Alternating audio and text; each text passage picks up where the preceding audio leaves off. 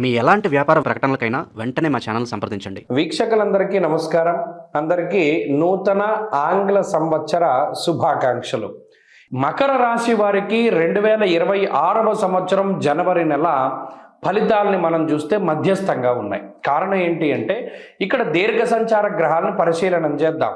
2వ స్థానమందు రాహు యోగిస్తున్నాడు, తృతీయ స్థానమందు శనేశ్వరుడు యోగిస్తున్నారు. అందువల్ల ఆర్థికంగా దోషంలా సౌభాగ్య భాగ్యం ఆరోగ్యం అర్ధలాభం యశస్కరం అన్నది శాస్త్రం. ఇటు ఈ గ్రహ సంపత్తి ఏమిస్తోంది?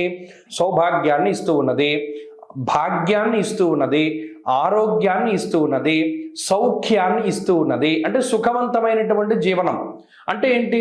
ఏదో బస్సులో వెళ్ళేటువంటి వాడు ఫ్లైట్ ఎక్కుతాడు, లేదు ఎప్పుడు ట్రైన్లో వెళ్ళేటువంటి వాడు స్లీపర్ క్లాస్లో వెళ్ళేటువంటి వాడు ఏసీ భోగి ఎక్కుతాడు, లేదు నడుచుకుంటూ వెళ్ళేవాడు బండి ఎక్కుతాడు అన్నట్టు. అంటే భోగాన్ని ఇస్తోంది ఈ గ్రహస్థితి. గురుబలం తక్కువగా ఉన్నది. సరే, ఈ దీర్ఘ సంచార గ్రహాల నుండి పక్కన పెడితే పంచగ్రహ కూటమి అనేటువంటిది మకర రాశిలో సంభవిస్తూ ఉన్నది.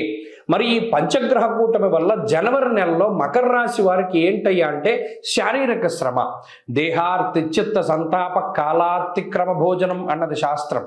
ఇక్కడ ఇందులో మంచి చెడు రెండు ఉన్నాయి. మీరు గమనించండి, గ్రహస్థితి వ్యతిరేకంగా ఉన్నప్పుడు దాన్ని పాజిటివ్గా మార్చుకోవాలంటే ఎప్పుడు మంత్రాలు తంత్రాలే కాదు, బుర్ర కూడా ఉపయోగించాలి. బ్రెయిన్ యూజ్ చేస్తే స్ట్రెయిన్ తగ్గుతుందండి అని చెప్పి మహానుభావుడు చెప్పాడు మనకి.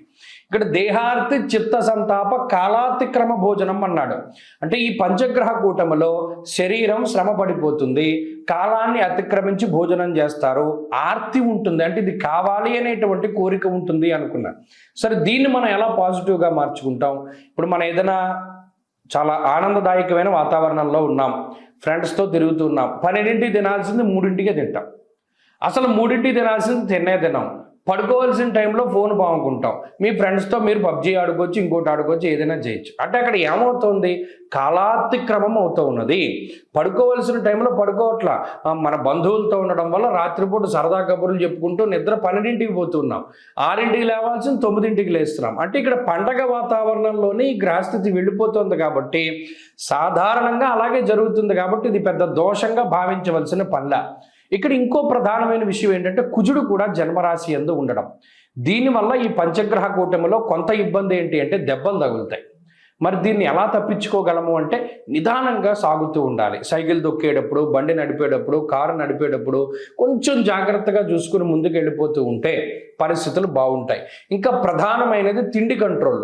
ఎలాగో కాలాతిక్రమ భోజనం అవుతోంది కదా, తిండి కంట్రోల్లో పెట్టుకుంటే ఈ అనారోగ్య సమస్యల బారిన పడరు. ఎందుకంటే ఇక్కడ అజీర్ణమయ సంతాప అన్నాడు. ఈ గ్రహస్థితి పంచగ్రహ కూటమి కేవలం ఉదర సంబంధమైన సమస్యలు లేదా తిండి వల్ల సంక్రమించేటువంటి రోగాల ద్వారానే వస్తూ ఉన్నది.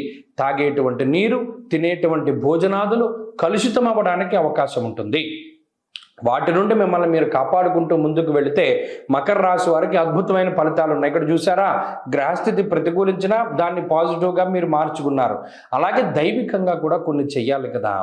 జన్మకుజుడు జన్మరవి యొక్క దోషాలను పోగొట్టుకోవడానికి ఎక్కువగా విష్ణుమూర్తి యొక్క ఆరాధన, స్థితికారకుడు మహానుభావుడు విష్ణు సహస్రనామ స్తోత్రం కానీ, వైష్ణవ క్షేత్ర దర్శనం కానీ, విష్ణు అష్టోత్తర శతనామావళిని కానీ పారాయణ చేస్తూ ఉండడం ద్వారా ఈ రకమైనటువంటి గ్రహస్థితి నుండి బయటపడతారు. ఏకాదశి వ్రతాన్ని పాటించడం, ఈ నెలలో వచ్చేటువంటి 2 ఏకాదశుల్ని కూడా ఉపవాస దీక్షతోటి చేయగలిగితే కూడా ఈ గ్రహస్థితి పంచగ్రహ కూటమి మిమ్మల్ని ఏమీ చెయ్యదు.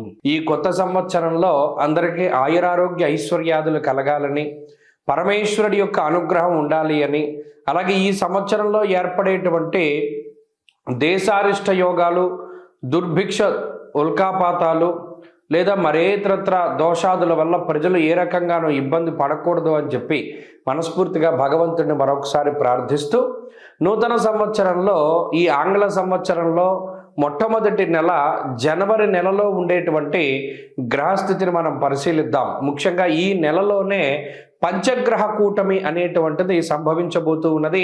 దానికి సంబంధించినటువంటి ప్రభావాలను సైతం మనం విశ్లేషణ చేసుకుందాం. దానికన్నా ముందు సంక్రాంతి ఎప్పుడు చేసుకోవాలి అనేటువంటి దాని మీద కొంతమందికి సందిగ్ధత ఉన్నది. నిజానికి భారతదేశ ఆమోదిత భారత ప్రభుత్వ ఆమోదిత దృగ్గణిత పంచాంగ రీత్యా 15వ తారీఖు నాడు సంక్రమణ పుణ్యకాలము అనేటువంటిది అందరూ గుర్తుపెట్టుకోవాలి.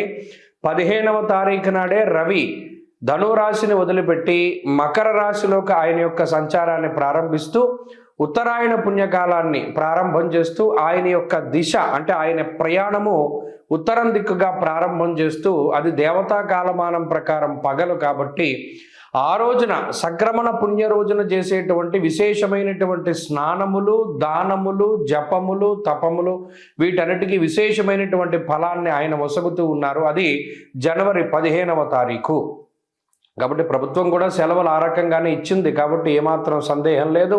14, 15, 16 పండగలు ఈ విషయాన్ని దృష్టిలో పెట్టుకోవాలి. ఇక జనవరి నెల ద్వితీయార్థంలో అంటే 15వ తారీఖు దగ్గర నుండి ఏర్పడేటువంటి పంచగ్రహ కూటమి చాలా విశేషంగా దీని గురించి చెప్పుకోవాలి. మకర రాశి యందు రవిగ్రహము, కుజగ్రహము, శుక్రగ్రహము, బుధగ్రహము, చంద్రగ్రహము వెరసి 5 గ్రహాల తాలూకు స్థితిగతులు ఇది కాలపురుషునికి దశమ కేంద్రమందు ఏర్పడుతూ ఉన్నాయి కాబట్టి ఇది విశేషంగా ప్రభావాన్ని చూపిస్తూ ఉంటుంది. దేని మీద?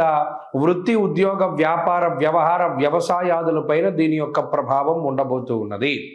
అలాగే అగ్నితత్వ సంబంధం ఉన్నటువంటి రవి కుజులు ఇద్దరూ కూడా భూతత్వ రాశి యందు నెలకొని ఉన్నారు. ఇక్కడ గమనించండి, ఇక్కడ మకరం భూతత్వ రాశి, ఆ రాశి యందు అగ్ని సంబంధమైన గ్రహాలు అంటే రవి కానీ కుజుడు కానీ ఉండడం వల్ల ఇది అకారణమైనటువంటి ఎండలను కూడా సూచిస్తుంది. ఈ విషయాన్ని కూడా దృష్టిలో పెట్టుకోవాలి. అలాగే రాజకీయపరమైనటువంటి విషయాలు కొంచెం ఆసక్తిని కలగజేస్తాయి. భూ సంబంధమైనటువంటి లావాదేవీలు అవి కూడా కొంత వెనకబడుతూ ఉండేటువంటి విషయాలను మనం దృష్టిలో పెట్టుకోవాలి. ఏదైనా ఉద్యోగాదుల మీద ప్రభావంగా ఈ విషయం ఈ రవికుజులు అలాగే బుధ, శుక్రులు, చంద్రులు కలిసి ఉన్నటువంటి స్థితి ప్రధానంగా అది ప్రభావాన్ని చూపెడుతూ ఉంటుంది. కాబట్టి ఈ కూటమి, పంచగ్రహ కూటమి 12 రాశుల పైన ఏ విధమైన ప్రభావాన్ని చూపెడుతుంది అనేటువంటిది మనం క్లుప్తంగా తెలుసుకునేటువంటి ప్రయత్నం చేద్దాం.